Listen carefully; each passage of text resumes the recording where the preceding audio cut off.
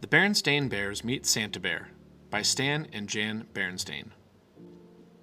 It was just 2 days after Thanksgiving, and the sights and sounds of Christmas could be seen and heard all over Bear Country.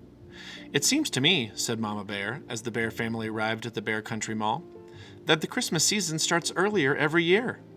"Yes, isn't it great?" said Papa Bear, admiring the mall decorations. "I'm not so sure," sighed Mama. "I'm concerned about Brother and Sister Bear. Too much excitement isn't good for cubs." "No need to be concerned," said Papa. "Brother and Sister are good little cubs. I'm sure they'll be calm and sensible about the whole thing." But if Papa had looked at Brother and Sister at that moment, he wouldn't have been so sure. They were passing the big new toy store, and Brother and Sister didn't look the least bit calm and sensible. They had just come from watching Saturday morning television, and there had been lots of commercials for the new Christmas toys. Sister had wanted them all. A bear hug teddy that hugged you back when you squeezed it, a ride-on pink pony, a clown face mobile kit, and Giggly Goo, a strange substance that you could make into all sorts of funny shapes. There had been some things that had excited Brother, too, especially a remote control robot that could stand on its head and a dinosaur molding kit. And there they were, right in the toy store window, plus lots more. Sister was so excited, she was practically jumping up and down. And when Brother read a sign saying Santa Bear was coming to mall to meet his cub friends, she got even more excited. "Santa Bear!" she cried. "Oh, Mama, may I come meet Santa Bear? Please? May I please?" "In good time," said Mama, sighing again. "Calm and sensible, eh?" she said, looking at Papa. Sister Bear could hardly wait to start her Christmas list. She needed a little help from Brother with the hard words, but she didn't need any help thinking up things she wanted for Christmas. Over the next few days, the sights and sounds of Christmas became stronger and stronger, and Sister's list grew longer and longer. After a while, it looked like this. "You know," warned Brother, "if your list is too long, Santa Bear might think you're greedy and not bring you anything." Sister hadn't thought of that. "Santa Bear has a lot of cubs besides you to think about. All the cubs in the world." She hadn't thought about that either. As she looked at her long list, she began to get a little nervous. "Have you ever met Santa Bear?" she asked Brother. "Sure," answered Brother, who was finishing up his list, which was very short. "A couple of years ago. He asked if I'd been good, then I told him what I wanted for Christmas and gave him my list. And that was that. It was fun." Now Sister was really nervous. She thought of all the times she hadn't exactly been good. The time she and Brother had gotten into a fight and shouted at each other. The time Mama's best lamp had gotten broken and they told a big lie. And the time they had let their room get so messy that Mama had threatened to throw away all their toys. "Oh, I wouldn't worry about those times," said Mama, giving Sister a little hug. "Santa Bear doesn't expect cubs to be perfect, just good." Then she said, "I hope you have your list ready, because tomorrow is the day you are going to meet Santa Bear." Sister gulped. "It's almost ready," she said. "But what about your list for Santa, yours and Papa's?" "Don't worry about that, sweetie," said Papa. "Santa Bear isn't for grown-ups. He's just for cubs." "Psst," whispered Brother.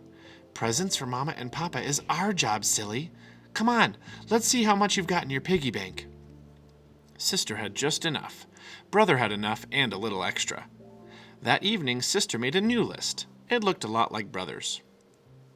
When they got to Santa Bear's little house in the mall the next day, there was a line. While Sister waited, she began to think about Santa and what a hard job he had. She wondered how he took care of all those cubs. She wondered where he got all those presents. She wondered. Then, before she could wonder another wonder, it was her turn, and she was up on Santa Bear's big lap. "It's very nice to see you," he said in a deep, jolly voice. "Now tell me, my dear, have you been good this year?" "Well," said Sister, taking a deep breath, "I haven't been perfect, but I have been good." Then she told him what she wanted for Christmas and gave him her list. Santa gave Sister and every other cub a souvenir coloring book. The cover showed him and his 8 tiny reindeer flying through the starry night. Sister's mind was so filled with thoughts about Santa that she almost forgot about the special shopping she had to do. But Brother remembered. They found just the right presents for Mama and Papa.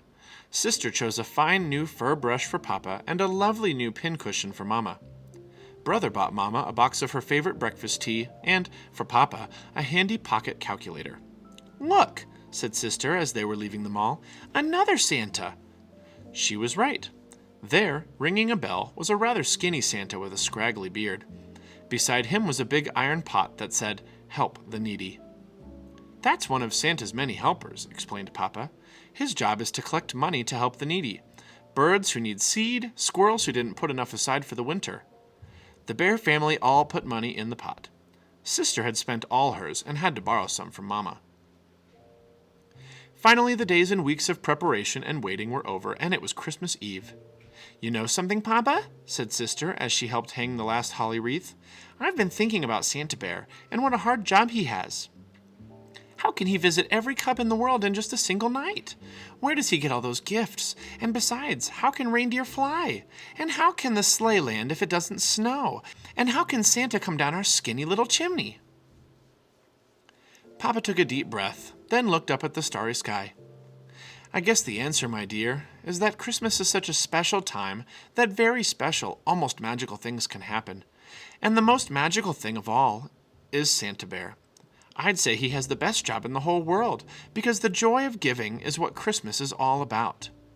"I suppose," said Sister, "that Santa could just skip the chimney and come in the front door." "I suppose," said Papa.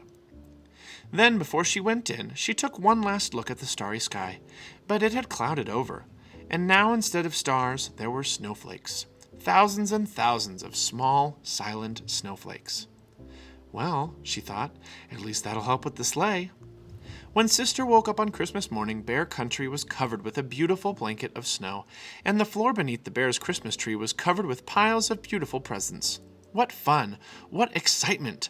What shouting! Then, when the excitement and shouting were over, the cubs watched Mama and Papa open their presents. "What lovely, beautiful gifts," said Mama. "Just what I wanted," said Papa. It was a very special moment. Sister knew right then and there that Papa was right.